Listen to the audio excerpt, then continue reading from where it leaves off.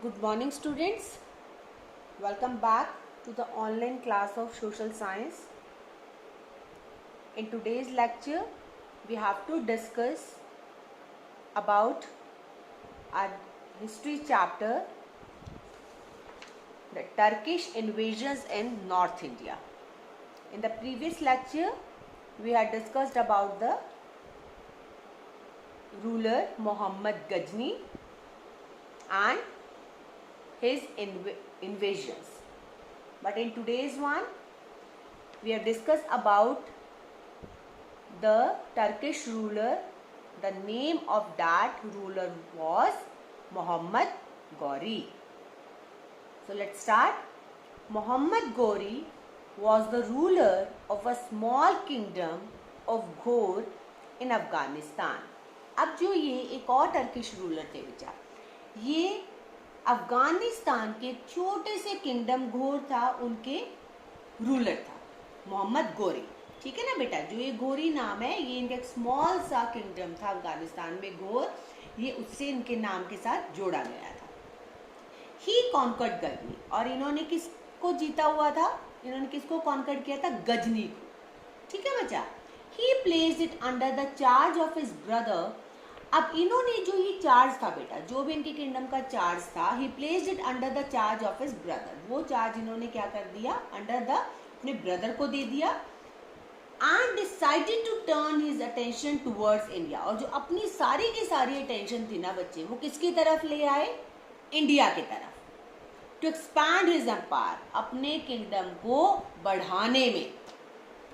Unlike Mohammad Ghazni, whose aim of invading India was to loot the wealth of India. जबकि जो गजनी थे, मोहम्मद गजनी थे, उनका मेन ऑब्जेक्टिव क्या था? वो इंडिया को क्यों इन्वेड करना चाहते थे? जस्ट कि उसकी जितनी भी प्रॉपर्टी है, जितनी भी वहां से पैसा लूटा जा सकता है, वो लूट ले. बट मोहम्मद गोरी का एम क्या था? Is totally the different one. वो सिर्फ अपने एम्पायर को क्या करना चाहते थे? बढ़ाना चाहते थे, एक्सपैंड करना चाहते थे इंडिया में. The credit of the founding of Muslim Empire in India goes to Mohammad Ghori. और बेटा जो क्रेडिट जाता है ना मुस्लिम एम्पायर का इंडिया में बढ़ने का, फाउंडेड होने का, वो किसको जाता है? वो जाता है मोहम्मद गौरी को. जो भी मुस्लिम एम्पायर, जितने भी मुस्लिम लोग उसके यहाँ पे एम्पायर्स बढ़ रहे हैं, उसका जो मेन क्रेडिट, जो मेन एक जिसको पे फोकस किया जा सकता है, जिसको देखा जा सकता है कि किसको इसका सारा का सारा एक तरीके से क्रेडिट मिलना चाहिए, उस पर्सन का नेम था मोहम्मद गौरी. अब मोहम्मद गौरी ने क्या क्या ऑक्युपाई किया बच्चा? ही ऑक्युपाइड पेशावर, लाहौर एंड सिंध. मतलब ये एरियाज जो थे ना बच्चा इंडिया के, इस पर एक तरीके से क्या कर लिया? ऑक्युपाई कर लिया, कब्जा कर लिया. He was defeated in the first battle of तरेन bye Prithviraj Chauhan.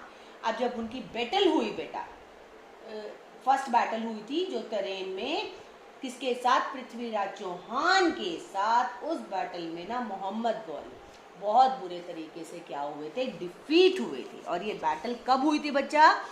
1191 to 1192 CE में. किसके साथ? पृथ्वीराज चौहान के साथ. और इस बैटल में मोहम्मद गौरी को डिफीट मिली थी, हार का सामना करना पड़ा था. But was victorious in the second battle of तरेन. बट जो सेकेंड बैटल हुई ना बच्चा, जो सेकेंड बैटल ऑफ तरेन हुई, ठीक है ना, उसमें क्या हुआ? मोहम्मद गौरी को विक्ट्री मिली और इन्होंने दिल्ली और अजमेर पर कब्जा किया and took over Delhi and Ajmer. First battle Prithviraj Chauhan के साथ थी, जिसमें हारे थे. सेकेंड बैटल में जीते थे और जीतने के बाद दिल्ली और अजमेर को ऑक्युपाई किया. His dream of establishing an Islamic empire would have been incomplete without conquering Kannauj.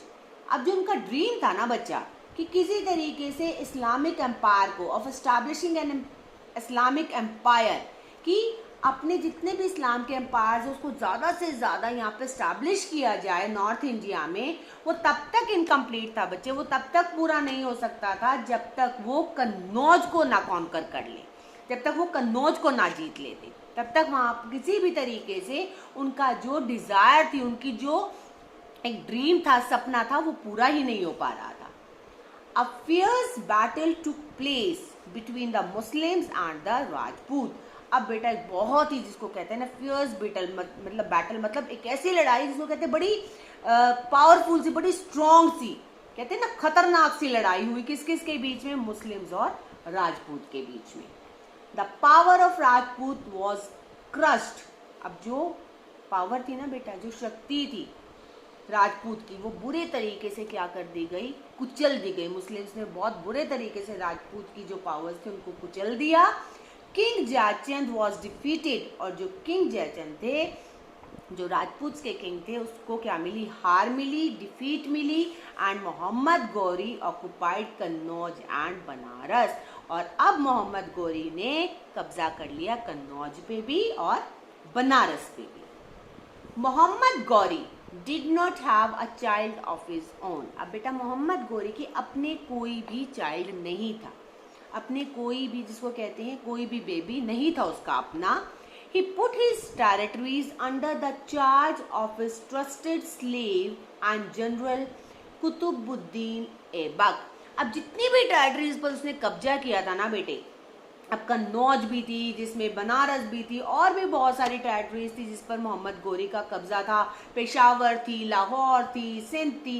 तो अब उसके अपने तो कोई बेबी था नहीं, तो अब उसने जितनी भी उसकी टेरिटरीज थी, अगर उसका अपना बेटा होता तो वो उसको गद्दी मिलती, लेकिन अब अपना कोई बेटा नहीं था, तो उसका एक बहुत ही, जिसे कहते हैं ना लॉयलफुल, एक उसका स्लेव था, जनरल जो था उसकी मिलिट्री का, कुतुबुद्दीन ऐबक, उसको सारा का सारा, जो कहते हैं सारी की सारी टेरिटरीज का जो चार्ज था, उसने कुतुबुद्दीन ऐबक को दे दिया।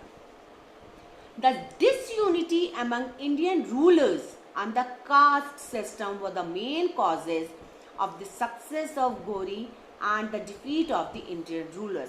अब बेटा ये इंडिया में जो सबसे ज़्यादा जो इंडियन रूलर्स की डिफीट हुई थी, हार हुई थी, ठीक है, वो किस रीज़न से हुई थी? फर्स्ट रीज़न तो ये था बेटा, डिसयूनिटी थी, कोई भी किसी के साथ नहीं था। सेकेंड, एक कास्ट सिस्टम, सबसे बड़ा रीज़न, सबसे बड़ा। तो ये जो दो चीज़ें थी, एक तो डिसयूनिटी का होना, किसी के साथ ना होना, एक कास्ट सिस्टम का होना, ये सबसे बड़े कॉजेज थे बच्चा, जिससे कि जो गौरी थी इनको तो क्या मिली, सक्सेस मिली, और जो हारे कौन, हमारी Indian rulers. The common people were dissatisfied as they had no contact with the rulers। और जो कॉमन लोग थे ना बेटा, जो कॉमन से पीपल थे, वो बहुत ही ज़्यादा नाखुश थे, वो बहुत ही ज़्यादा डिससेटिस्फाइड थे, क्योंकि उनका कोई कॉन्टैक्ट ही नहीं था राजा के साथ, उनको पता ही नहीं चल रहा था क्या हो रहा और क्या नहीं हो रहा, what would happen or what would not। Some Rajput rulers helped the Turks against their own country। कुछ बेटा राजपूत्स भी थे जो इन टर्क्स को बहुत ज़्यादा हेल्प कर रहे थे। आप ये देखो, अपने कंट्री के खिलाफ जाकर ही इन टर्किश पीपल की हेल्प भी कर रहे थे कुछ Rajput rulers.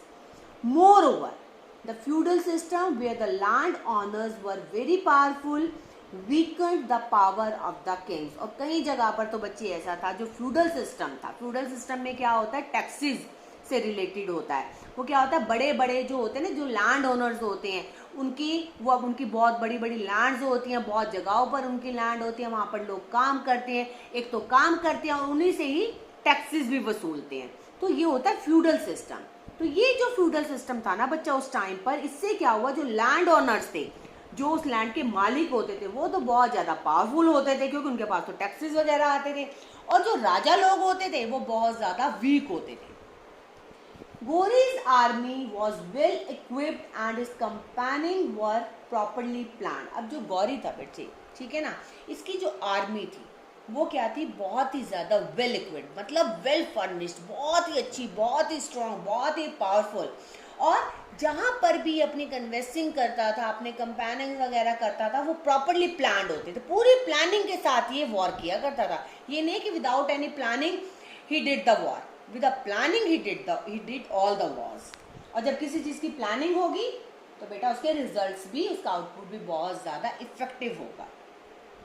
The Muslim आर्मीज moved swiftly on their horses as compared to the armies of the Indian rulers। अब जो मुस्लिम आर्मी थी बेटा, देखो वो तो उनके पास तो बहुत, उन्होंने तो वो तो बहुत ही ज़्यादा प्लांट तरीके से चलते थे, तो जो उनकी आर्मी आती थी वो तो आती थी हॉर्सेस पे। और अब जो हमारी इंडियन आर्मी थी ये अभी पुराने मेथड यूज कर रही थी। वही पुराने मेथड कैसे, old methods of the war, equipments and the elephant, उन्होंने वही हाथियों पर आना है, जबकि जो मुस्लिम की आर्मी थी वो किस पे आती थी, हॉर्सेस पे।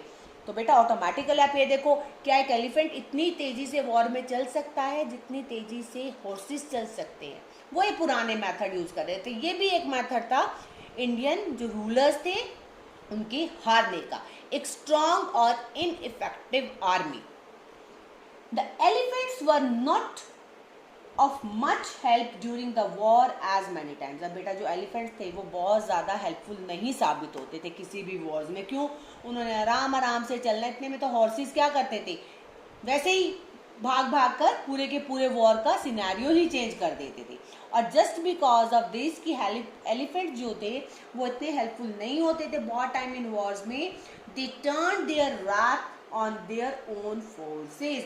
अब जो वहां के रूलर्स का जो गुस्सा उतरता था ना बेटा, अब एलिफेंट्स तो उनके लिए हेल्पफुल साबित नहीं हो रहे, अब उनका सारा का सारा जो गुस्सा वो किस पर आता था, उन्हीं फोर्सेस पर, जितने भी वो लड़ने वाले लोग होते थे। तो इससे क्या होता जा रहा था, बहुत ज़्यादा वीक और बहुत ज़्यादा इनइफेक्टिव आर्मी या फोर्सेस की वजह से इंडियन रूलर्स को क्या करना पड़ रहा था, डिफीट और वॉर में लॉस का सामना करना पड़ रहा था। और इन्वेजन्स होती जा रही थी धीरे धीरे धीरे धीरे किसकी, टर्क्स की, नॉर्थ इंडिया के ऊपर। सो इन दिस चैप्टर हमने किस किस के बारे में रीड किया, हमने दो जो आपके रूलर्स थे, जो टर्किश रूलर्स थे at that time north India में, जिन्होंने सबसे ज़्यादा इन्वेजन्स की थी, that was Mohammad Ghori and Mohammad Ghazni. So this is all of your chapter. So thank you. Have a nice day.